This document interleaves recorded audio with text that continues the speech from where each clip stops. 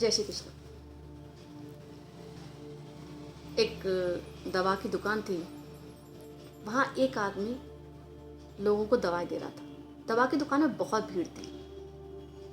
अचानक उसकी निगाह दूर खड़ी एक माताजी पर पड़ी। माताजी बार बार मेडिकल की तरफ देख रही थी। मेडिकल वाला भी बार बार माताजी को देख रहा था, काम करता जा रहा था। उसे समझ में नहीं आ रहा था कि माताजी उसकी दुकान में बार बार क्या देखती हैं। दुकान में भीड़ कम हुई तो मेडिकल वाले ने कंपाउंडर को भेजा और माताजी को बुलवाया। जब माताजी आई तो उन्होंने कहा कि बेटा मुझे कुछ दवा चाहिए। मेडिकल वाले ने कहा हाँ माताजी, मैं आपको बहुत देर से देख रहा हूँ, ये आप उधर खड़ी होकर बार बार मेरी दुकान की तरफ देख रही हैं, बताइए कौन सी दवा चाहिए।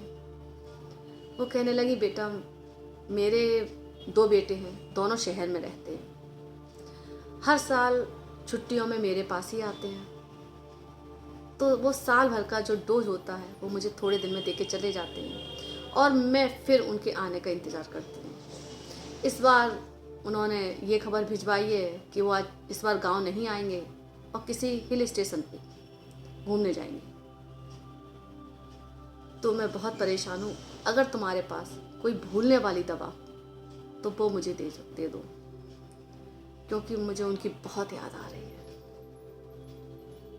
मेडिकल वाला सुनकर शॉक था। भूलने वाली दवा।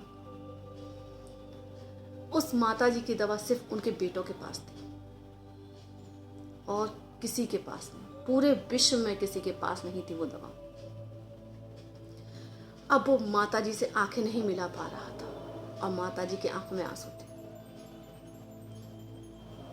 आज भी जब हम कभी सुनते हैं ना कि माँ इस बार नहीं आ पाएंगे, हम बाहर घूमने जा रहे हैं, क्या उन बच्चों ने कभी सोचा है कि आप बाहर हो, आप अपनी लाइफ एंजॉय कर रहे हो, अपने तरीके से जी रहे हो।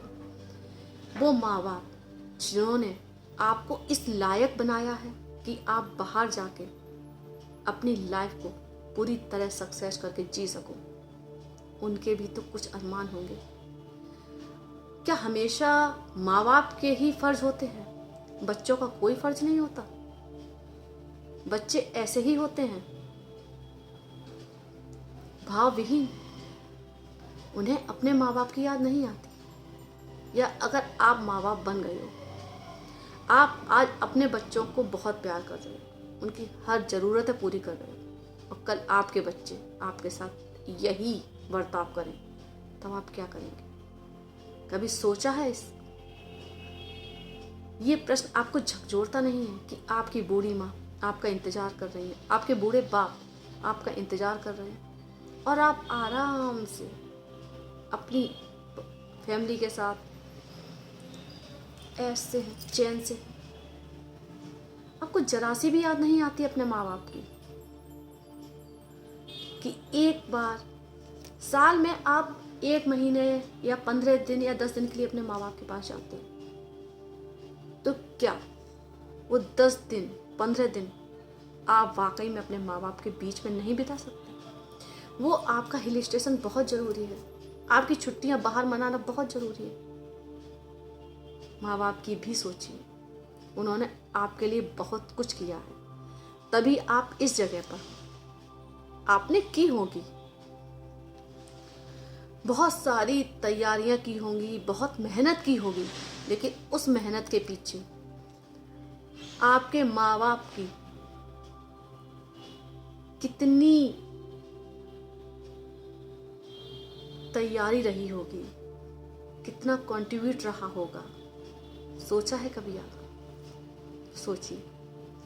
जय श्री कृष्णा, जय श्री राधे। अगर मेरे वीडियोस अच्छे लगते हो तो प्लीज़ लाइक करिए, शेयर करिए एंड सब्सक्राइब करिए।